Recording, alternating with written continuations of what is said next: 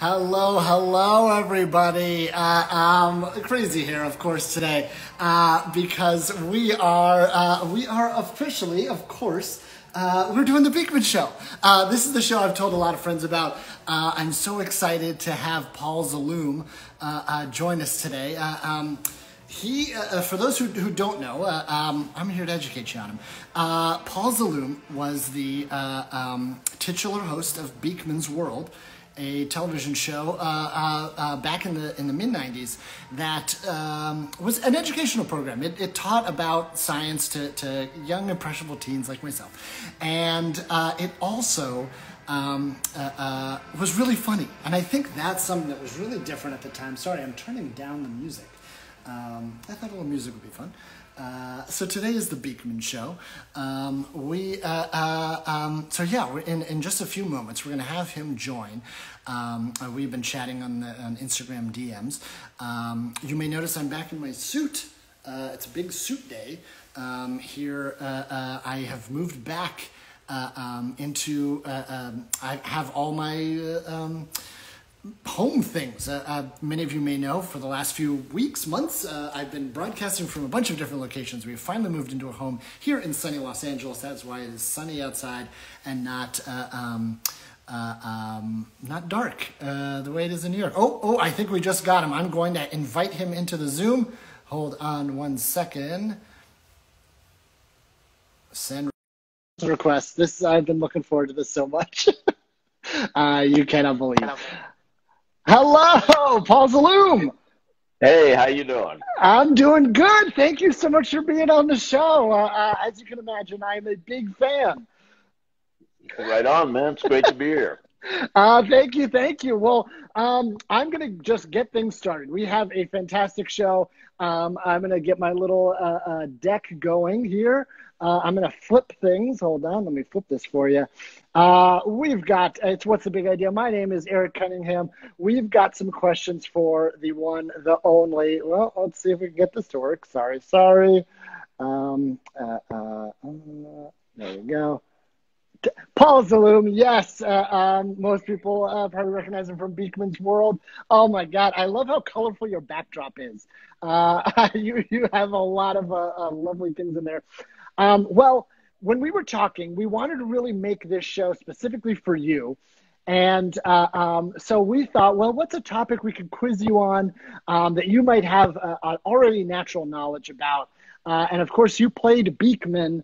So we decided to make it birds. We're going to quiz you on birds. Just right on. Weird facts about birds.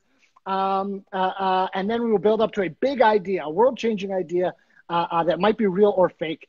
So let's get things started. We've got, your first question is worth 1 million fake dollars. Here we go. Let's see how we do. When penguins mate, what body part are they attracted to the most? Beak, wings, or a taut avian butt? And feel free to go to the comments if someone has a suggestion of what they think it might be. I would say their wallet, but Yes, yeah. You got to have a good income. Wow. And this is a niche. Beak. A couple folks in the audience are saying beak. Yeah, I'm inclined to agree. That was my first instinct. It is. Let's find out. It is in fact beak. You got that one right. That's 1 million fake dollars. Happy feet in the comments. Also a good guess. It turns out, yeah, they did a study to find fellow penguins largely decide on the color of beaks. That is our most scientific question. We get very stupid from here on out. Right on. Next one is for 10 million fake dollars. These questions are just getting bigger and better. I'm already fake rich. Yeah, I know. Congratulations on your fake wealth.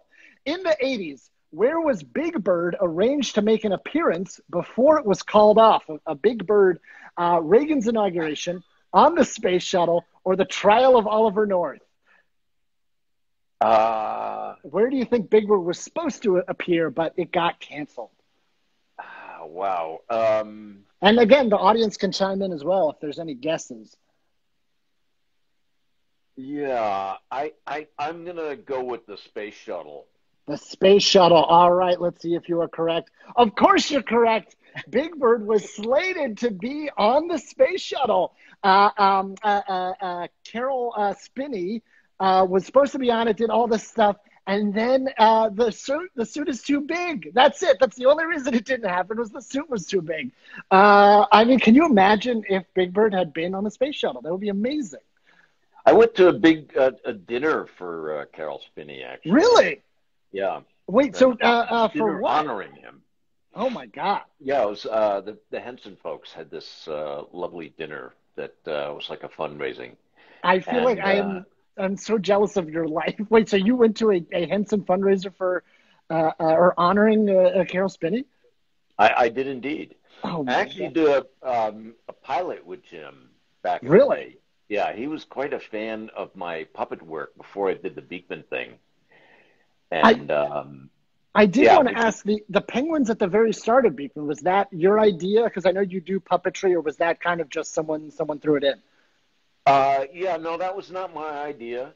But Mark Ritz, who played the guy in the rat suit, he actually manipulated one of the puppets. I love that. A team effort. Yep. We just have a couple, or I think three more questions. I'm going to flip it back. This one is worth 50 billion fake dollars. It is getting crazy rich in the fake economy. This next one, the biggest bird ever is the extinct species known as the whale bird, the elephant bird, or the Larry bird. And again, the audiences feel free to suggest any. What do we think the biggest bird species ever is? The Larry Bird. Oh my God. Ay, ay, ay. The whale bird. Well, I'm going to go with the elephant bird because the whale Elephant bird. bird. Yeah, Why elephant? uh, the whale bird. I don't know. It's Sounds just like a a little. stretch. Yeah, Well, a little. you are 3 for 3, elephant bird. Oh, okay, 3 for 3 on these bird questions. And again, I want the audience to know that Paul did not know that we were going to be quizzing him on birds. We just thought it was a fun wordplay on Beakman. So those are our 3 trivia ones. Our next question. This is the main question. What we do here. Oh yes, this is a big picture of the elephant bird egg Wow. that was sold at auction. What we do here is this is the main question that we love. This is real big or real fake. What we've done is we have either researched or invented a big idea in the world of birds. And you have to tell us if you think it is a real big idea that someone's working on, or if it's something we just totally made up. This one, of Okay. course, it's our most important question. This is worth a whopping 5 fake dollars. All right, here we go. Big idea, real or fake, to de-extinct the passenger pigeon. One group of researchers is trying to use genetic hybrid and cloning techniques to revive the extinct passenger pigeon. The de-extinct passenger pigeon hybrid is hoped to be ready for captive breeding by 2024, then later released into the wild. Do you think that is a real idea that someone's working on, or did myself and the other writers make it up? Well, it sounds legit, but a passenger pigeon, I don't think is a breed of pigeon. I think they're trained to be passenger pigeons. Oh, interesting. That I'm not But sure about. yeah, All so right. I I suspect I'm wrong, but I'm going to say yeah, I don't know, passenger pigeon. It just doesn't seem like they went extinct. Why would they go extinct? I don't know. If it is a breed though, then it could have been. I don't Yeah, know. And no, again, I'm not. I don't buy it. you think it's fake? All right, let me flip for the reveal. It is real.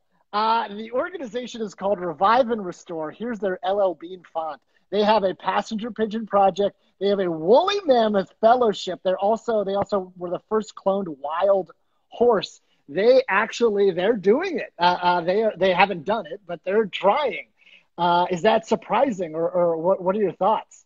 Well, like I said, my instinct said that it was true, but the logic to me, it just didn't make any sense. It So, feels like they're throwing everything against the wall. They're like, let's clone the woolly mammoth. Let's clone this horse. How about a passenger pigeon? I don't know. We'll see. But yeah, apparently they're doing it, I guess. that's wild. Well, you've been doing great, and your instincts were right on that one. I'm going to give it to you anyway. Last final question here of our quiz is our stupidest question. Oh, this is also their official graphic. Like they know they're doing Jurassic Park stuff. Uh-huh. Uh, but the big dumb question. This is our final fifth question of the quiz. Is worth $100 trillion. If you can answer to my satisfaction, you get 100 trillion fake dollars to do what you want. This one is, if you could bring back one extinct species, what would it be? You personally. Oh, uh, hmm. Maybe the dodo bird. The dodo. I love that. That feels like it's not going to destroy any, not have a huge environmental impact. That was one. That was destroyed by humans, right? I believe they went extinct in the 19th century. Yeah, and Uh, so that would make sense. That's not their fault. That's us. I love that pick. yeah, Um, I mean, Tyrannosaurus Rex. Nah, I don't think uh, so. I've seen too many movies where that goes wrong. Yeah. Well, so that is I love that answer. That is 5 for 5 from me. You have won. What's the big idea?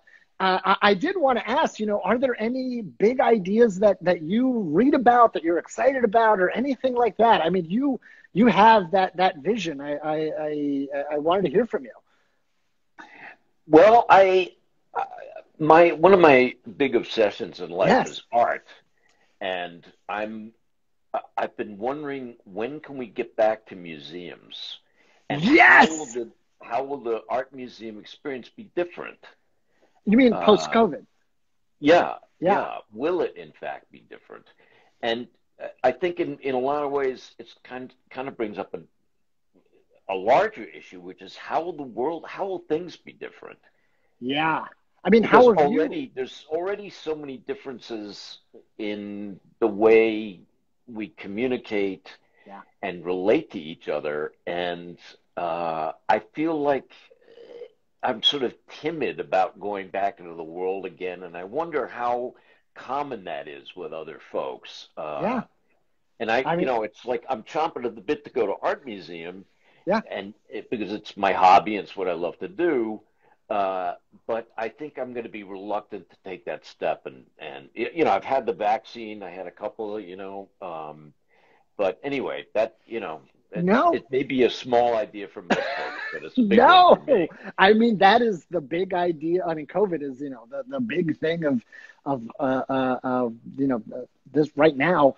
But I can totally you've got the vaccine. I have one. I'm still waiting for my second, but I get it. It's hard to unlearn these protective behaviors. I watch a movie and I'll be like, those people are standing too close to each other, and you're like, well, this movie was made 10 years ago. Right, right. What art museums do you go to? Which ones are your favorites? Well, there's 350 art museums here in Los Angeles. Uh, I love LACMA. Yeah. I'm not totally wild about what's going on over there right now. What's going on over They're there? well, they're tearing it down and rebuilding it, Oh, and wow. with less gallery space, which is a little inscrutable to me. But anyway, it'll be opening in a couple of years, and the building looks really interesting. It's very modernist. Yeah. And then there's the Norton Simon, which is like a 10-minute drive from here. Okay. The Arm and Hammer Museum, the Getty Center, yeah, Museum of Contemporary Art, the Institute of Contemporary Art, uh, what's the place on Venice Boulevard? There's the Velisalavy Panorama. I'm looking forward to going back there.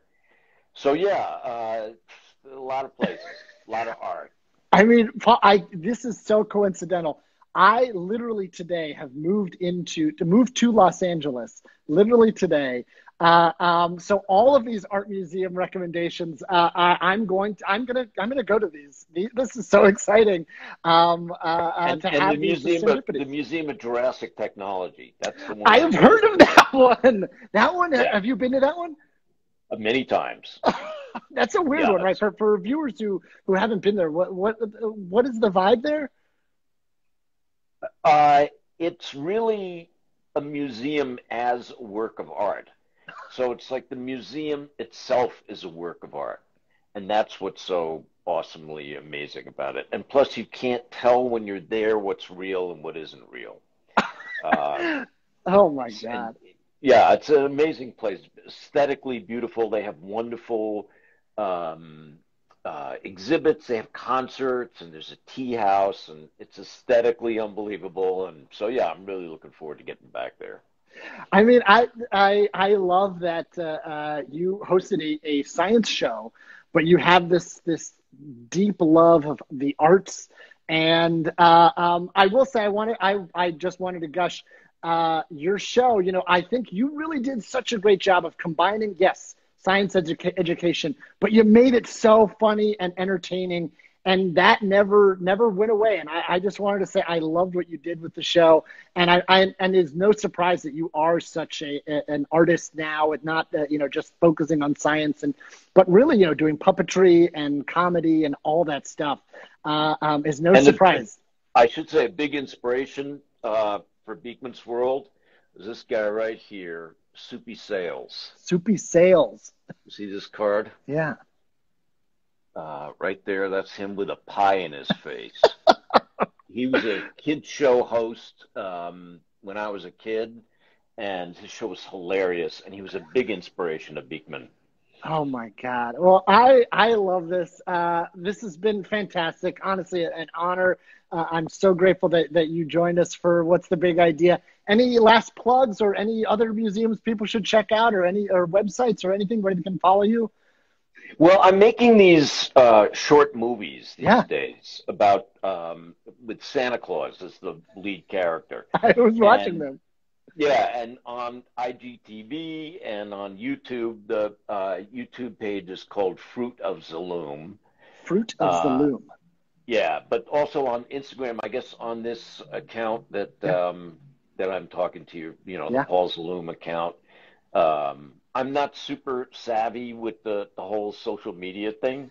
I'm just, my thing is I just like making the movies and Yeah. promoting them and all that is something I have a harder time giving a shit about. But uh, unfortunately, but making the movies has been really fun because I don't really know a lot about. I mean, I made a feature film, Dante's Inferno, with puppets with Sean Meredith and with Sandow Burke and Elise Pignolet. We made this feature film, and I've been sort of amazed how much I learned about filmmaking, not only from doing that, but also from doing Beakman's World. Just Yeah. learned a lot.